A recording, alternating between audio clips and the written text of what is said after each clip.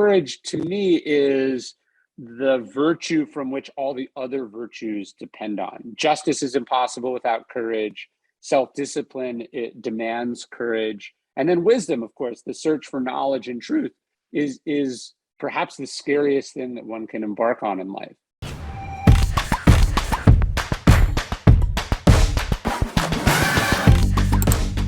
Greetings, everyone, and welcome to an episode of the Mindvalley podcast. Now, I'm always excited about my guests, but today's guest, I'm really excited about. His name is Ryan Holiday. And if you haven't heard of the name Ryan Holiday, you probably have been living under a rock because Ryan has sold over 4 million books. His books have spent over 300 weeks on the bestsellers list. And he is one of the greatest philosophers of the modern era. Today, we're going to be talking about courage, which is such an important topic given everything happening in the world today. And in particular, we're going to be talking about Ryan's latest book, Courage is Calling, How Fortune Favors the Brave. I'm reading it right now. And it's one of those books that really gets you to think about the world in a unique way, but it's also so entertainingly written. It's as much fun and relaxing as curling up in front of the fireplace and watching Netflix. So strongly recommend you guys check it out. The book is called Courage is Calling. Amazon's editorial team just dropped its 2021 best books list. And Courage is Calling was named the #1 business and leadership book. Yes, on Amazon. That is how good, how gorgeously beautiful this book is. And it came out really recently, just in September. Ryan Holiday is the poster boy for stoicism. He has written a number of key books, including Stillness is the Key. Courage is Calling is his latest book. He practices what he preaches. I've been following this man, not just because of his writing, but because of what he shares on Instagram, his value system, the way he approaches the world, the way he stands up for what he believes. My last Instagram post on Ryan was, I love this man as much for his writing as for his values. And you'll kind of see that as you hear Ryan speak. We're going to be discussing some really controversial topics today, and you will see how Ryan is so clear in who he is, what he stands for, what he believes, and what he's about to do for the world. So firstly, I want you to make a mental note to pick up the book, Courage is Calling. And I also want you to check out Ryan's Instagram. One is called The Daily Stoic. It has over 1 million followers. And the other one is Ryan Holiday. Now let's get started with our interview. Ryan, welcome to Mindvalley. That was about the nicest and most generous introduction I think I've ever gotten in my life. So thank you. So firstly, where are you right now? Are you in Bastrop? I'm in my farm, which is in Bastrop County, right outside Austin, Texas. So we moved out to the country. It's a quieter life. It's I think a life more conducive to writing. And then about 2 years ago, we made this decision. I was sort of commuting into Austin. That's where I had an office. And my wife and I decided we wanted to do something a bit more community minded, something a bit more in terms of having a home base. And so we bought this small building on what's called historic Main Street in this little town of about 8,000 people. And I opened a bookstore there. It opened in January 2021. Obviously, the pandemic made it all a bit crazier and threw a wrench in some of the plans. But we opened this small town bookstore. I use it to shoot YouTube videos and record podcasts, although I'm at my house today. And it's just become like a sort of a wonderful home base that's added this thing to a town that we really enjoy. And it's been an experience. I think we have 150 people from all over the world on this call. That's really cool. But none of us are in the same room together, right? Mm-hmm. And when you do stuff online, as you know, it's wonderful to have this massive scale, this sort of infinite reach. And I've really enjoyed that over the years. But there's also, I think, something about being in person, having physical things that we really wanted to experience. And that's why we opened this little shop. It's called the Painted Porch, which is actually named after where Stoicism was founded, the Stoa Poikile in ancient Athens, which means the painted porch. And so, yeah, we've opened this little shop, and it's become just a big part of our lives. It's sort of the thing that all of our our routines and our days are sort of centered around. It's been really wonderful. And that's what I loved about what you're doing, because Main Street America has been slowly choked to death by Walmart and Amazon. Bookstores are dying out. Some of my fondest memories of my younger years were hanging out at the Barnes and Nobles in Ann Arbor back when I was a college kid. And most of those bookstores have closed down right now, thanks to Amazon. But it's so nice that you're doing that. Yeah, that's right. And I think, those of us who have large online platforms, it's great that the people who work for you can be remote and everyone can travel and do all this awesome stuff. But I do feel like we have an obligation, or at least we have an opportunity, to take some of that success and funnel it back into a community that you live in. So instead of having a boring office in an office park somewhere, or a cubicle at a WeWork, I just wanted to spend that money, which I was going to have to spend anyway, into making something that was not only a more productive and peaceful place for me to do my work, but had ancillary benefits for other people. I don't think this town, as wonderful as Bastrop is, I'm not sure it could support a bookstore under ordinary circumstances, or at least that would be a pretty big financial leap for someone to make. But for me, as long as the bookstore doesn't lose large amounts of money, it's going to be successful, right? And because I can benefit from it in multiple ways. Now, it actually has turned out to be this wonderful little business and hasn't lost money. But when I went into it, our thinking was, we're not measuring this success based on how much profit we extract from it. We're measuring it based on how much it improves our lives and the lives of the community that we happen to be operating in. I love this. So basically, rather than get a traditional office, you decided to help revive Main Street by opening a bookstore. You have no need to make a profit from it. This bookstore is really your place of work, but anyone listening to this podcast who happens to find themselves in Bastrop, Texas, can walk into your bookstore, buy a book, and maybe even bump into you. Yeah, it's fun. I sign people's books all the time. Obviously, at some point, we'll have events, and I look forward to being able to draw people from all over the world into the town as well. So that's all part of the plan. And obviously, again, the pandemic sort of forced us to call an audible on some things. But I would be at a place every day anyway, working, and I just figured, let's have some double impact where we can as well. Ryan, that is such a crazy, epically cool idea. I wish everyone did that. There are so many of us out there who are now working from home. We have small businesses, and we're paying, and eventually we're going to be paying money for offices anyway. I love what you did. So for those of you listening, didn't I tell you that what I respect about this man is his values? It's things he does like this, which are so often out of the ordinary, but they get you thinking in new ways. Now, after you said that, Ryan, and I read the news about your Bastrop bookstore, I decided that I really want to do something like that. I'm not quite ready yet, but I love books. I love bookstores. I would love to have an office in a bookstore where I could just hang out, meet people, sign books. It's such a cool idea. Now, speaking of books, let's get on to Courage is Calling. So firstly, what made you write this book?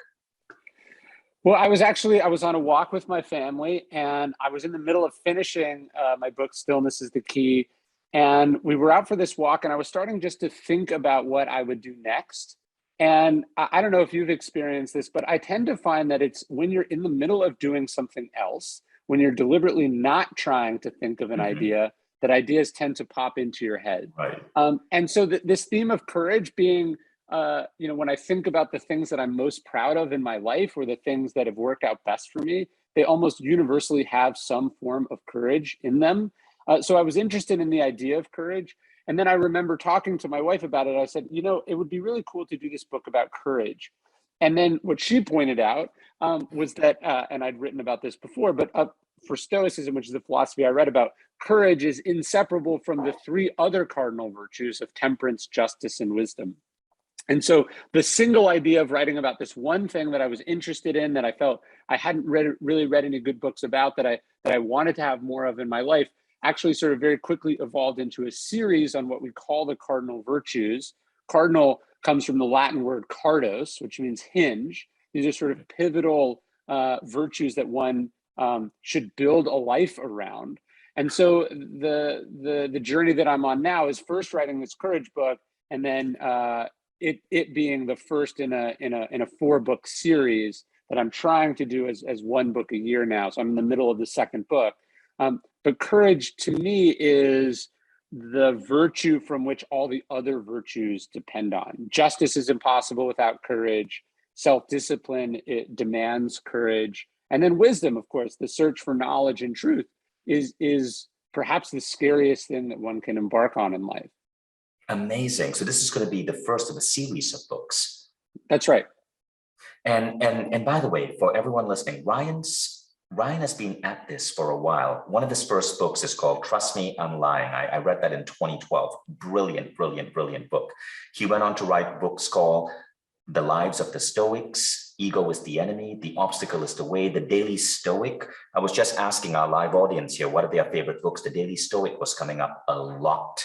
And check out Ryan Holiday Books, and you'll see a full list of all of his books. But today we're going to talk about Courage is Calling. And specifically, we're going to talk about the following: how to conquer your fears and practice courage by breaking down these 3 elements: fear, courage, heroism. Ryan? Yeah, so I think what prevents us from being courageous, right? What is the impediment to a more courageous life? It's fear, right? It's the reasons we have why it won't work, why it's too dangerous, why it's too costly, why we will be criticized for it. So I think when we think about courage, it begins with this sort of battle against fear, the battle against what other people think, the battle against what we think, the battle against our limitations or our risk tolerance. And then, of course, courage is then the triumph over that fear, right? It's not that courageous people did not feel fear. It's that they pushed past it. They did it anyway. They found a way to win that fight. And then the third element in the book, I think we can all admit that there's something beyond just doing something courageous for yourself. So the courage to live an unconventional life, the courage to start your own business, the courage to put out a creative work into the world. Obviously, that requires the conquering of fear. But it's not that it's selfish to do that. It's just that the courage of somebody who runs into a burning building to save someone else, the courage of someone who speaks out, who blows the whistle against some injustice that they see in the world, the courage of the soldier who throws themselves on top of a grenade, to save somebody's life. This is what we would call heroism, right? It's beyond courage. It's when one is not just doing something brave in their own self-interest, but doing something that is entirely selfless or largely for the benefit of humanity or society. I love that. I love that. Now, this is an interesting time in the world to write about courage. Did you start this book before or in the middle of the pandemic? I sold the book to my publisher in the fall of 2019. And then I began to write it in June of 2020. So a lot happened in those 7 or 8 months, right? You sort of think, and this is, I think, why we need courage in the world, is that you think things are stable and comfortable and clear. And then life tells you or reminds you just how little control you have over things, how quickly things can descend or devolve or change. And so my idea for writing a book about courage was probably more about just sort of the courage of sort of everyday normal life. And then obviously writing it in the midst of a pandemic when we watch these sort of brave doctors and frontline workers doing so much, when you watch even the brave researchers and scientists whose breakthroughs are saving people's lives. And then you look even at brave politicians who had to make difficult decisions that were unpopular. I think it was a reminder, certainly, of the importance and the necessity of courage. And I think there were also some vivid reminders of the costs of cowardice or a lack of courage. And then, of course, just having young kids, having a career and a life, and watching some of those plans some of those things you take for granted suddenly disappear. It was just a reminder for me that, I think we understate how much courage it takes just to wake up in the morning, right? Just to exist in a world in which people that you love are vulnerable, which bad things can happen, in which good deeds can go punished. And so it certainly informed the book, although it was obviously something I was thinking about before I started the book.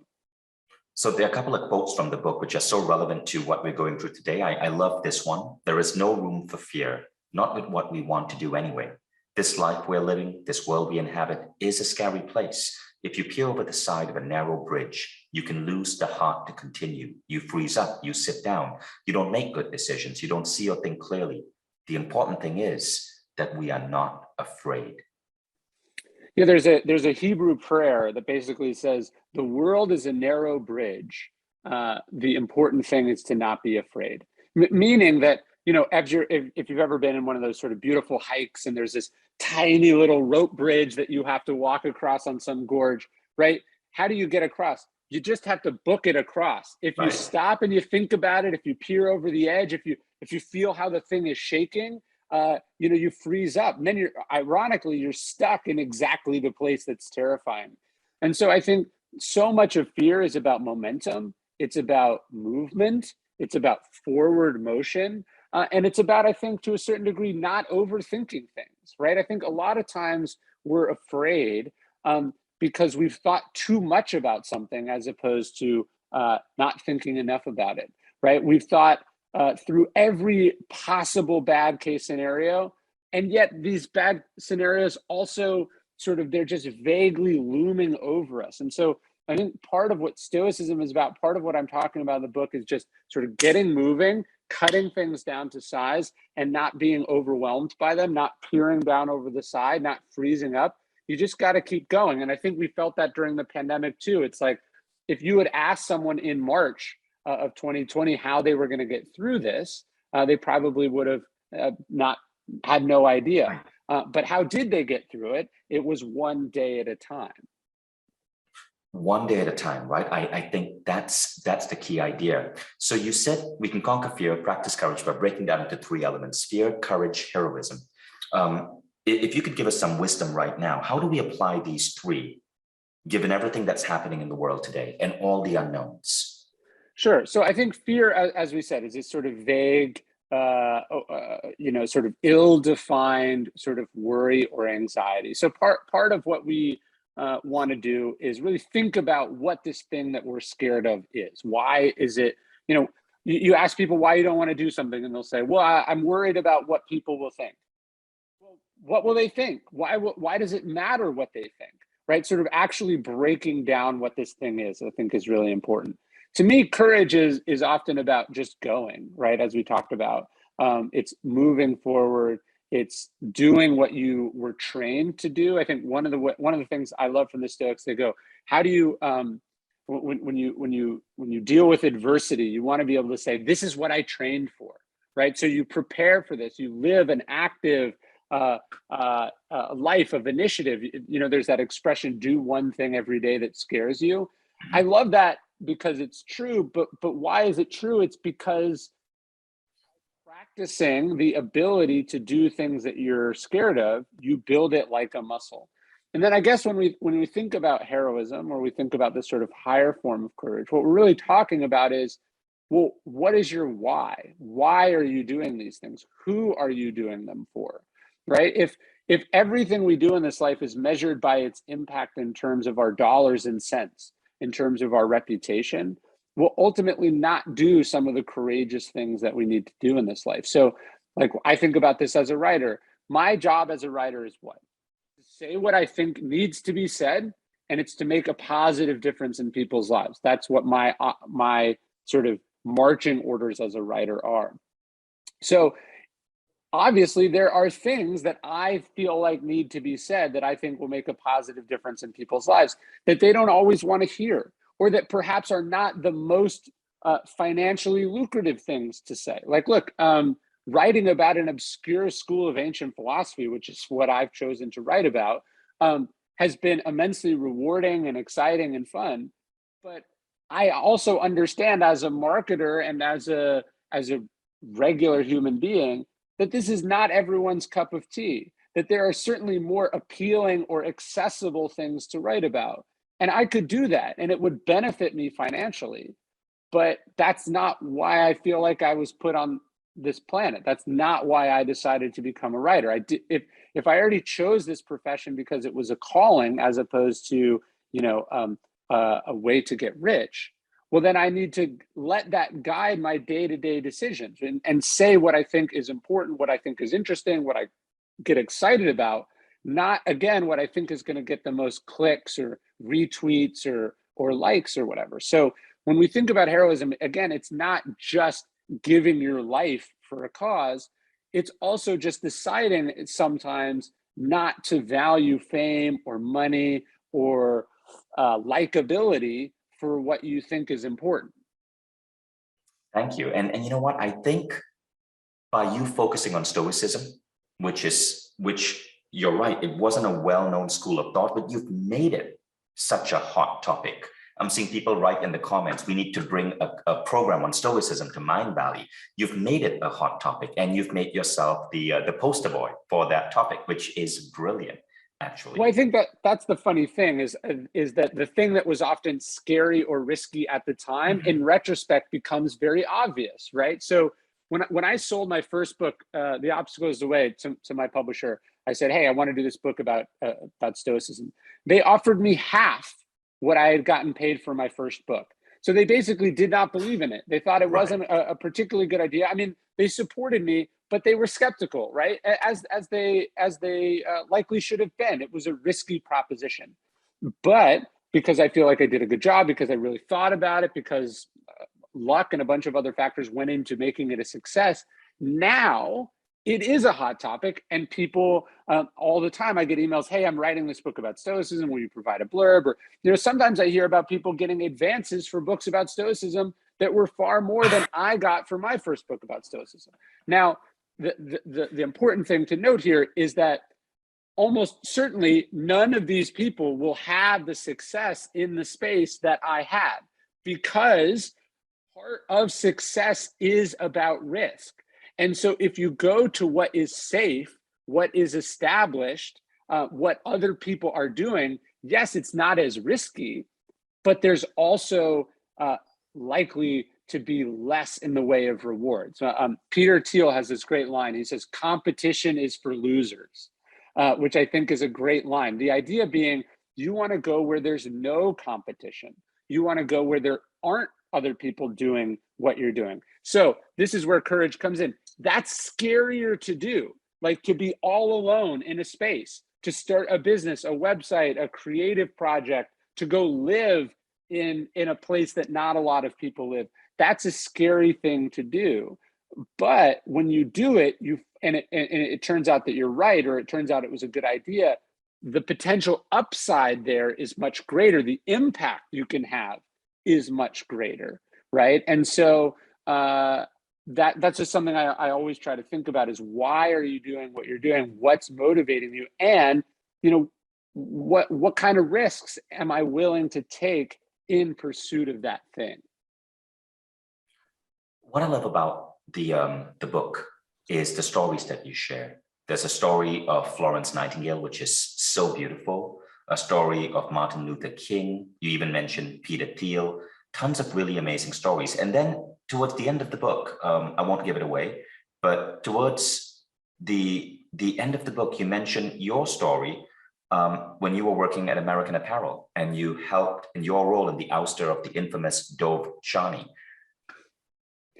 Well, I wanted, you know, the way I tend to write my books is I try to illustrate the ideas in stories. Instead of just telling. The best rule in writing that I ever heard was show, don't tell.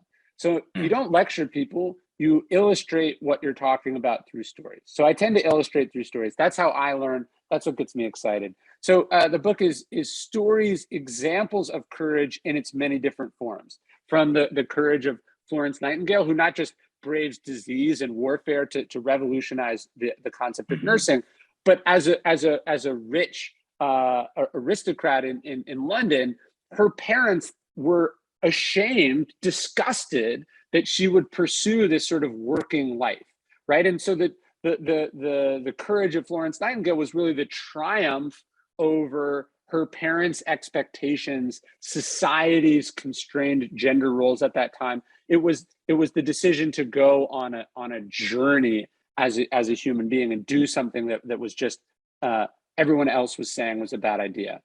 I look at the courage of Charles de Gaulle, right? Your country is overrun by the Nazis. It effectively ceases to exist, and you say, no, I don't accept that. And from England, he builds France back, leads the resistance, and ultimately wills France back into the world power that it is today. I talk about the 300 Spartans at Thermopylae as the example of heroism. They go to fight this overwhelming invader, an army of 1 million men with roughly 300 elite Spartan fighters and then a few thousand support troops. But they go to this battle knowing for certain that they will not come home. And they do it because they know they're buying time for their allies, right? So I try to illustrate things in stories like that. But I didn't want the effect of telling all these stories to make it seem like I'm somehow this heroic, brave person, because like everyone else, I struggle with this too. And so I wanted to tell a story where I felt like I hadn't been courageous enough in my own life. And so I tell a story of being asked to do something unethical when I was the director of marketing in American Apparel. And I'm not a perfect person. There's things that I've worked on in my career that in retrospect, I wish I hadn't done. But I was asked to do something and I said, that doesn't work for me. I think that's a bad idea. I don't think that's the right thing to do. I think it may well be illegal. I'm not going to do that. And that was as far as I was willing to take it. It still happened. He just had somebody else do it, right?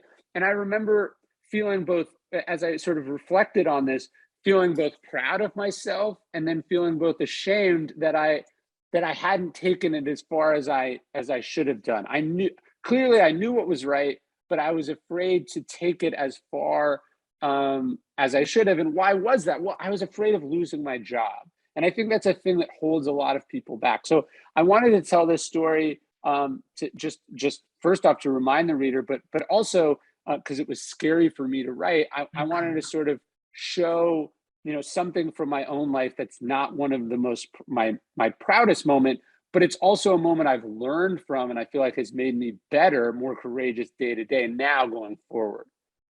Okay, so there's something about this book which makes me uncomfortable. Okay. And it's the timing of the book. All right. When I read some of the quotes of the book taken out of context, I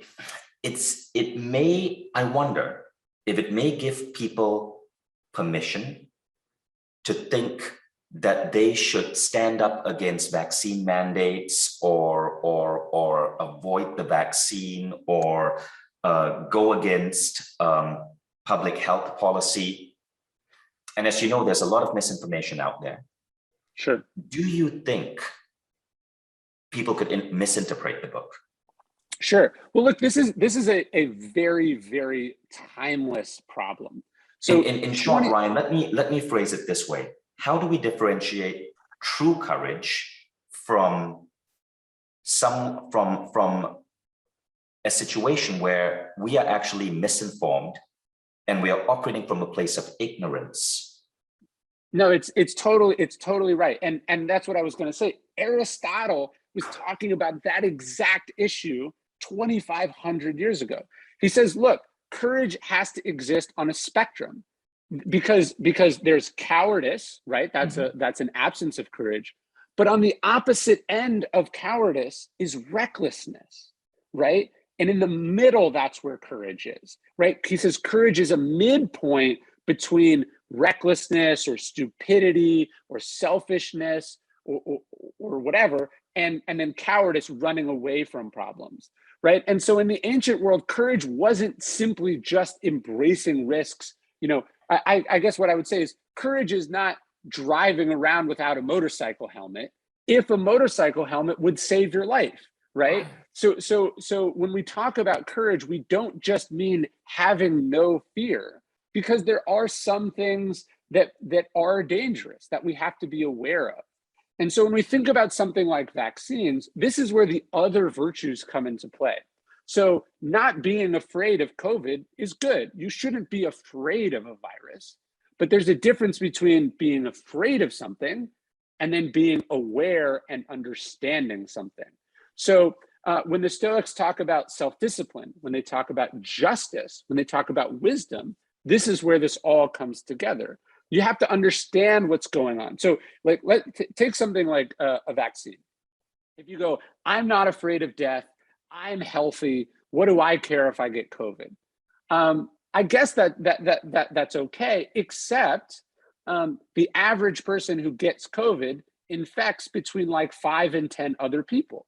So who are you to go around giving a virus to other people that they don't want to get, that could be deadly or very painful to them? So it's an injustice not to let's say get vaccinated or to take the COVID protocol seriously.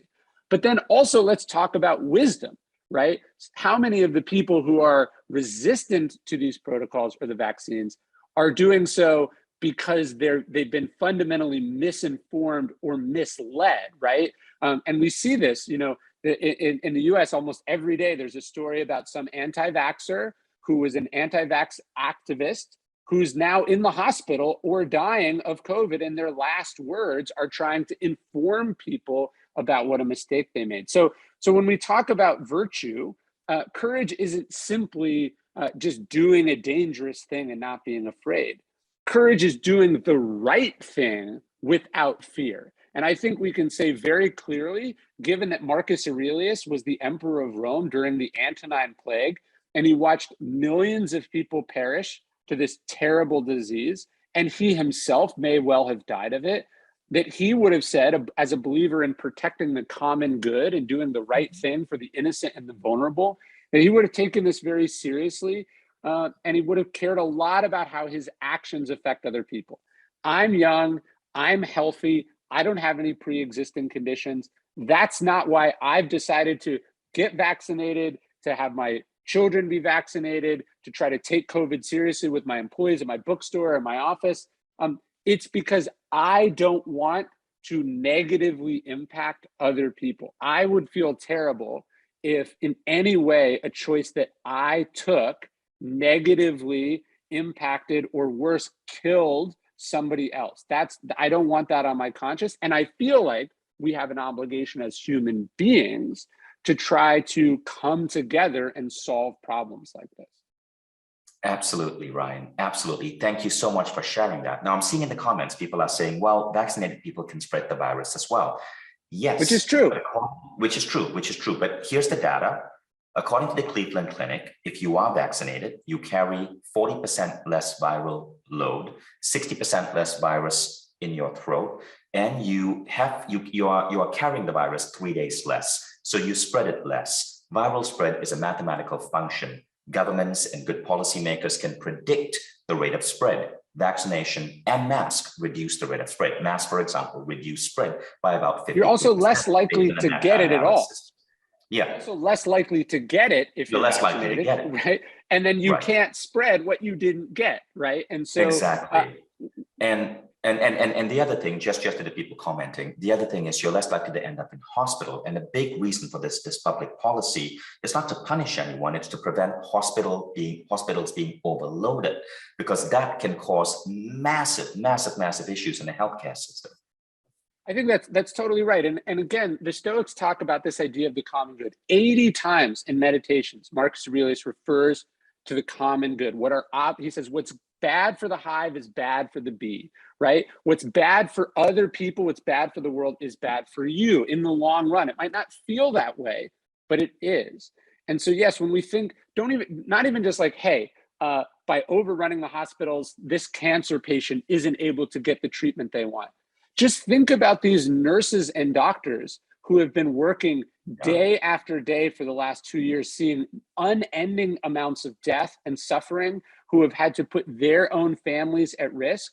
A tiny thing you can do that is free alleviates some of that suffering and pain for them. And that in itself, to me, is sufficient. And look, if you're scared, if you don't like needles, if you're worried about the side effects. I stipulate all that is legitimate, but that's what courage is about. I think about my grandfather. My grandfather landed at D-Day in the Second World War. Nobody guaranteed to him that he would come home. Nobody guaranteed to him that that would stop the Nazis. No one guaranteed to him anything, but he signed up and he did it anyway, Right. because he believed he had an obligation, not just to the innocent people in Europe, not just to protect people at home, but to future generations as well. I likely wouldn't be here if he hadn't done that. And so we think about, if you see yourself as a patriotic person, if you see yourself as a caring person, as a giving person, a generous person, this is a very small thing that you can do that collectively has a very small impact. Individually has a small impact, but collectively has an enormous impact that makes the world a better and safer place. Absolutely, Ryan. Thank you for sharing it so much from a philosophical point of view. Just to stay on this topic for 2 extra minutes, because I'm seeing some comments. I'm a computer scientist, so I share things from a data point of view. In September 17 this year, I was tracking the data, and my country, Estonia, had hit 50% vaccination rate. 1 week later, sorry, it was September 10, 1 week later, September 17, after hitting 50% vaccination rate, 75% of the patients in hospital were unvaccinated, 25% were vaccinated. So we know for sure that if you're vaccinated, you're less likely to end up in hospital. Now, the other thing is I'm seeing people say, that people may die from the vaccine. It is true. If you go to the VAERS database, you will see close to 10,000 reported deaths. However, half of those are car accidents, and the other half are coincidental. Every single day in America during the peak of vaccination, if you actually do the math and you understand statistics and probability, 38 people who get vaccinated die the same day they get vaccinated. I kid you not, but it is not the vaccine. It is just statistical probability. They would have died anyway. It's because there are 209 million adults over 18 in the United States. So I'm getting my booster shot tomorrow. I've never had COVID. And it is very important that we understand the difference between a known known and a known unknown. Nobody has to get vaccinated. You're right. We need 90% of the world vaccinated to bring an end to this pandemic, right? And if you don't want to, it's okay. You can be in that 10%. It's not an issue. But the main thing is what we are seeing today is that in a significant amount of people, 40%, according to a famous Italian study, you're getting long-term COVID. A study emerging today showed that if you get COVID, your odds of dying this year go up 233%. From your average rate of dying, which, to give you an idea, for an 86-year-old is 18% per year. So long-term COVID is a serious issue. It plagues a lot of people. It's not worth it. Vaccination has proven to be safer than we ever imagined. And it's cheap, it's effective, it is free. Please get vaccinated. I think that you said it better than I could. I'll leave it there. Okay, so Ryan, now going back to what's happening right now, I love the spectrum, the spectrum by Aristotle. And by the way, the reason I wanted to bring in this vaccination topic is because I think it's important, and I would love your permission to share this little conversation we had on our Instagram. Okay, please. And the reason I want to tell you that is because your book changed me in a fundamental way. Until this podcast, I've never openly spoken out on what I believe about vaccination and how I feel the anti-vax movement are good people and they have a right to their belief, but I believe it is dangerous. I've never spoken out because I didn't have the courage, because I know there are people in my audience who would disagree, and I just didn't want to rock the boat. And I have friends who build their Instagram profiles and are getting a huge amount of attention by spreading anti-vaccine hype. And I know why they do it. Firstly, they firmly believe it. They get tons of engagement on their posts when they come up with another theory and why the vaccine or the mandates are a conspiracy. And I just didn't want to tarnish my friendships. And so I stayed silent. And after reading your book today, I felt more comfortable speaking what I truly believe. So thank you for that. Well, that means a lot to me. And I think, obviously we live in a time of sort of internet activism, which can seem very meaningless, and people call this virtue signaling and so on and so forth. And there is a certain amount of that. But take an issue like vaccines, which almost universally agreed upon in the medical community. Like 96% of doctors or more have been vaccinated. As you said, overwhelmingly the people dying or in the hospital are unvaccinated. It's almost impossible to disagree with at this point. But let's say 15 to 30% of the population is hesitant or has been radicalized or is in opposition to this idea. Very few creators want to speak about something that's going to piss off 30% of their audience, right? And so this goes to what we were talking about earlier. When we talk about courage, it means doing what you think the right thing to do is, regardless of what the consequences are, and doing something that you think makes other people better or safer, right? So when you talk about Kyrie Irving, the basketball player who's losing tens of millions of dollars by not getting vaccinated, sure, that's a principle that he's operating under, but the primary beneficiary of that principle is himself, right? Like he doesn't want to get vaccinated, so he's not doing it, and he's willing to pay for that. But when we think about speaking up, saying something that you think might be unpopular, but you know that it needs to be said and you think it can make a positive difference, that matters. Like the fact that I find it very meaningful and rewarding to know that I wrote something that then's going to motivate you to speak about something on your platform. And what I think will happen is you speaking about it on your platform will inspire other creators, people in your network, to hopefully do the same. And so when there's this great expression, it's attributed to Andrew Jackson, but he likely didn't say it, but it's that one person with courage makes a majority, meaning that you start alone with something. It feels lonely, it feels scary, feels risky, but when you step forward, you inspire other people to step forward as well. And in this, you create a coalition, you create change, you create momentum, you create progress.